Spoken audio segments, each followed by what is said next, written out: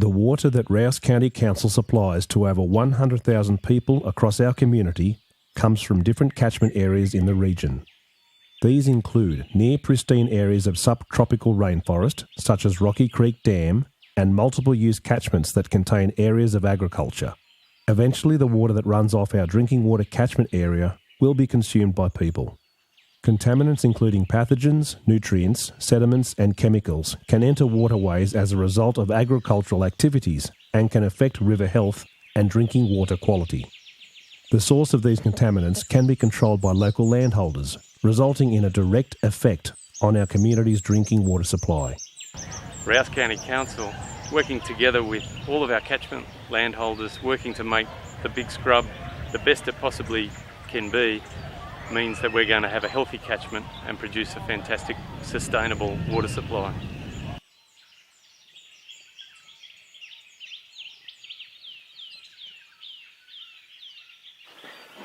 I mean, property environment plans are really a subset of farm planning.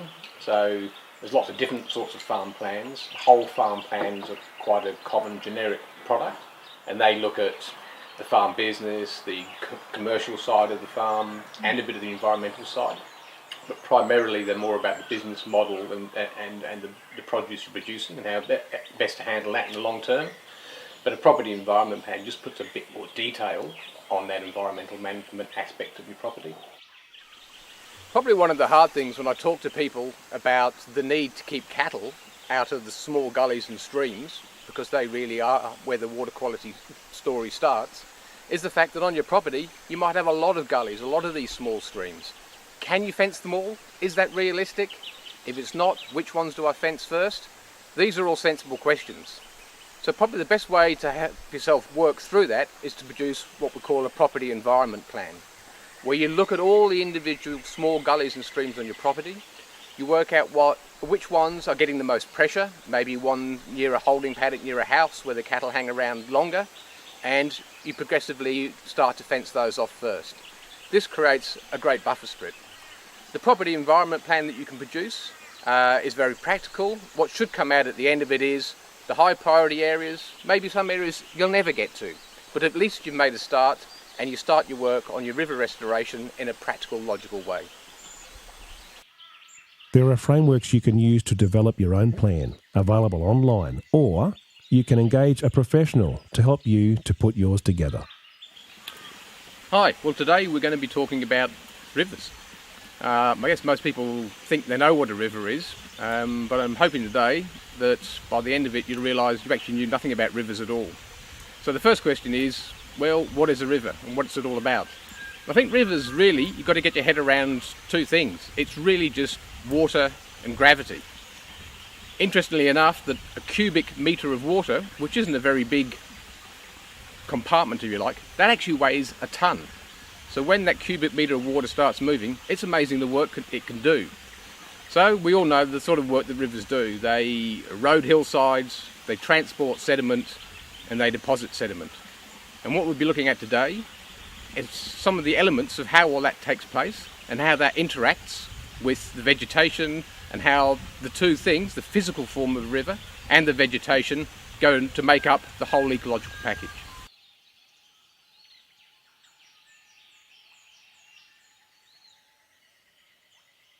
George. I can't believe the truth. It's going to be warm too. Hi team, glad we're all here today. Picked a beautiful morning for it. Today we're going to be running a river management field day, and you might be asking why have we come to this small little gully to start that field day.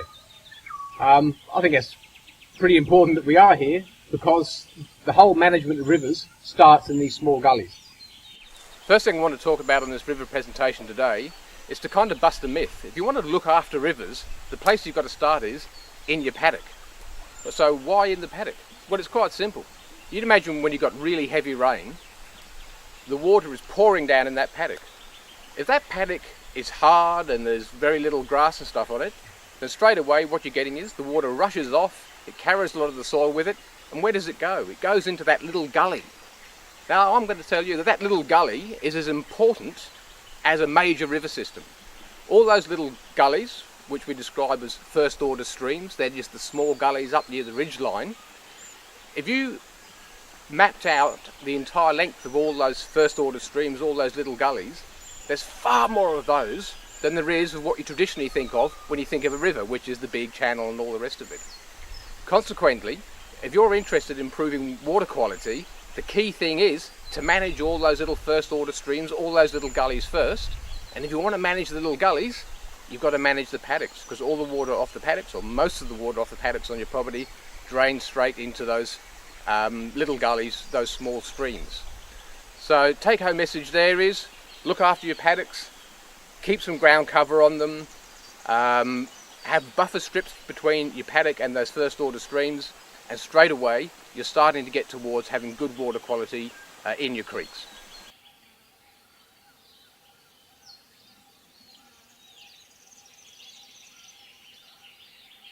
Okay, the first thing to do when you're looking at your rivers is you need to classify them. I know that sounds a bit boring. Us humans love to classify things, and rivers are no different. But the advantage of classifying rivers is, straight away, it acknowledges that they're all slightly different. The management that might work on your neighbour's place possibly won't work on your place if it's a different type of river. So let's accept that we classify rivers and it gives us a lot of information. Okay, let's get into river classification. The particular method that I use was developed by Macquarie University quite some years ago. It's called river styles.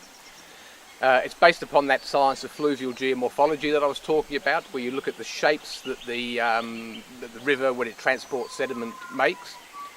Basically what the river styles framework does, through a number of techniques, you classify what sort of river you've got. And the procedure gives you like an identikit for your river. And you can use this identikit. It describes how many channels you should have on your river. It describes what features you should have within the channel. It describes what sort of features you should be able to see out on the floodplain. And it enables you to basically walk down to your river, tick off on your identikit list for your river, am I seeing these features? If you are seeing most or all of those features, yeah, then chances are your river's in a pretty good physical condition. But if you go down there and you're seeing a whole bunch of features that aren't there, or weird features that are there that shouldn't be there, straight away alarm bells just start to ring and go, hang on, something's wrong with this river. What's happening here?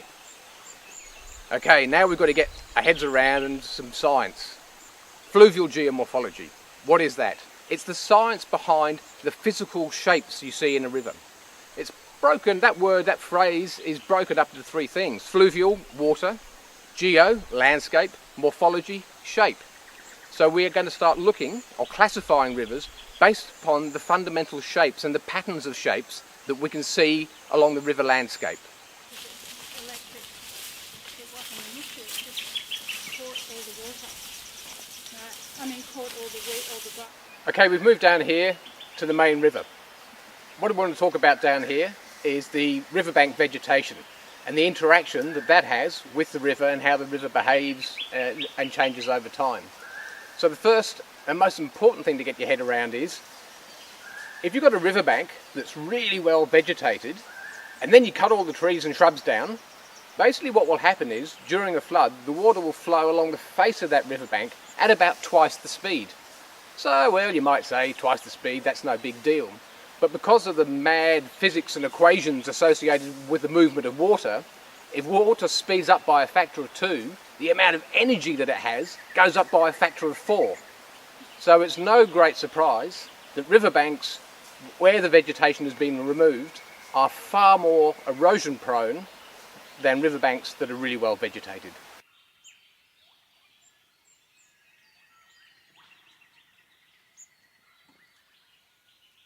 Thanks, Rick.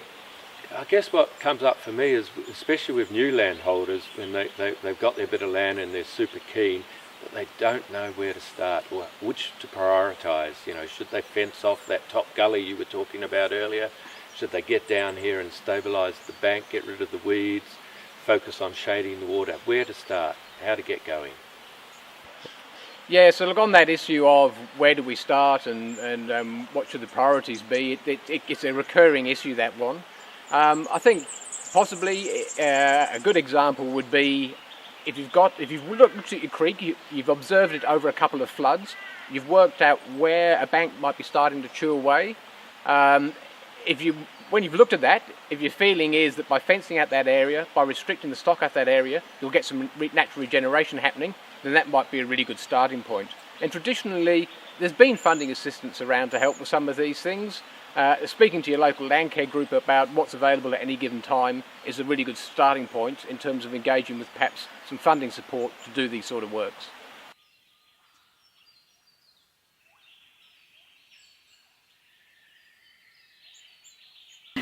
Rick, I was wondering if I could ask a question. We've put up a fence along the riparian zone to keep the cattle out already, but now is there anything else that we have to do in the riparian zone, or can we just leave it at that, or do we have to weed constantly now? Yeah, look, it's a tricky business, and this whole issue of fencing off creeks, for some people it's instant alarm bells and no way, never. And I can actually understand that because it has been done badly in the past.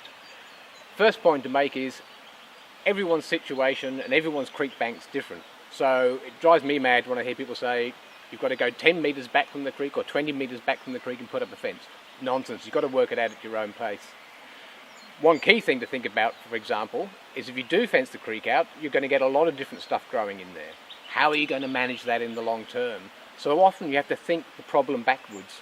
And so you think about how I'm going to manage that for a year, 5 years or 10 years. And if the answer to that is occasionally I'm going to put some cattle in there and crash graze it, then maybe you need to put the fence back a bit further and accept it becomes a linear paddock. Now that's not an ideal situation because we don't want cattle in the creek, but if it means it's really easy to maintain that area and it helps your maintenance of that area, then by all means do it. So it's a case-by-case situation. And don't be afraid of giving up a little bit more land and accepting that it's a linear paddock that you just manage a bit differently.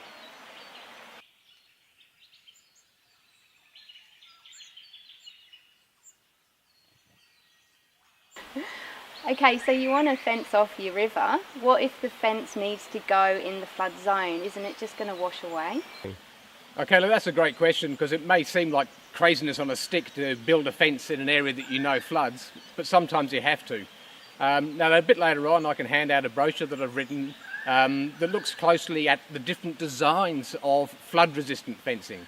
It can make an enormous difference as to whether your fence survives the flood or not, depending on how you construct it.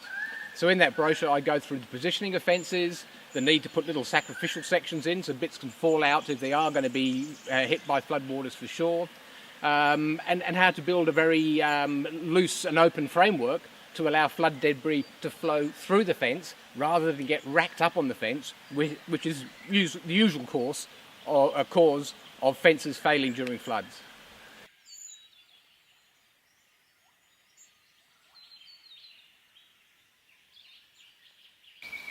I've got a lot of river frontage on my place and a lot of erosion. What should I do about it? Yeah, look, most people that come to field days, that's the number one question. I've got bank erosion, what can I do about it? Tricky thing with it is there are several things that can cause bank erosion, and funnily enough, one of them wasn't recognised for many years. Often you actually get erosion in the bed of the river. This is where the bed of the river is actually lowering because of some disturbance that's taken place in the bed. That could be an excavator going in the bed to dig a hole or pulling logs out of the bed of the creek. But the point is, if the bed is lowering, it's kind of removing the foundations of the riverbank. And if that bed lowering is still ongoing, it's pointless doing anything to try and fix your riverbank until you've sorted out the bed erosion. So that's the first point. Second point is when you look at bank erosion, there's actually 3 or 4 factors that can be causing bank erosion. So it's a really good idea to identify what's causing it in the first place. And the 2 big groups, if you like, are obviously water just flowing against a bank, undercutting the bank and the bank falling in. And the second one is, particularly when you've got high banks, it can actually be water soaking through the bank face, causing the whole thing to slip and move. In both cases, riparian vegetation, native plants and trees on the bank face will help. And in the worst cases, you might have to build some structures to stabilise the situation first before you put those plants in.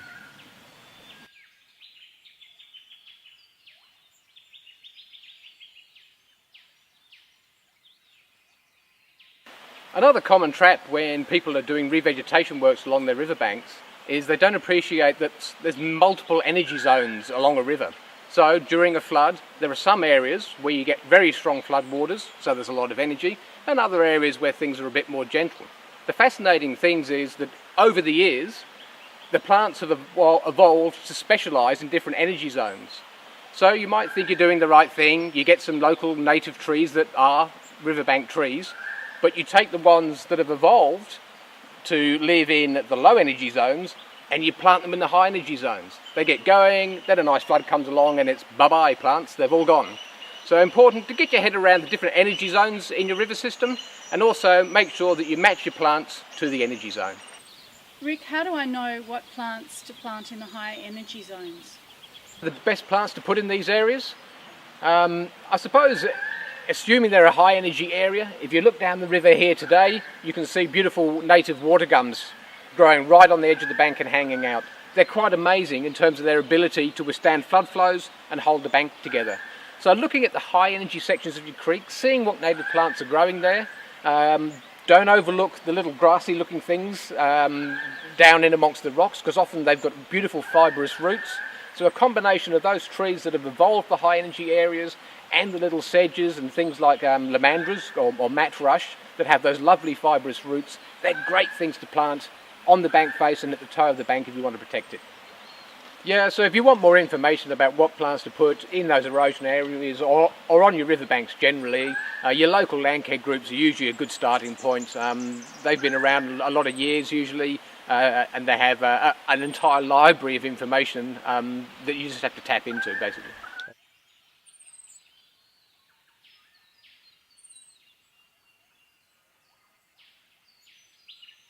So there is funding available for property owners who want to do work on their properties, but it is getting less and less. So the most successful ones we're finding are groups of property owners, 4 or 5 ideally, who have something in common. So they either live on the same creek or they're in a wildlife corridor, or they have threatened species, and they put in a collaborative grant application for funding. And your local Landcare group is available to help you with those grant applications.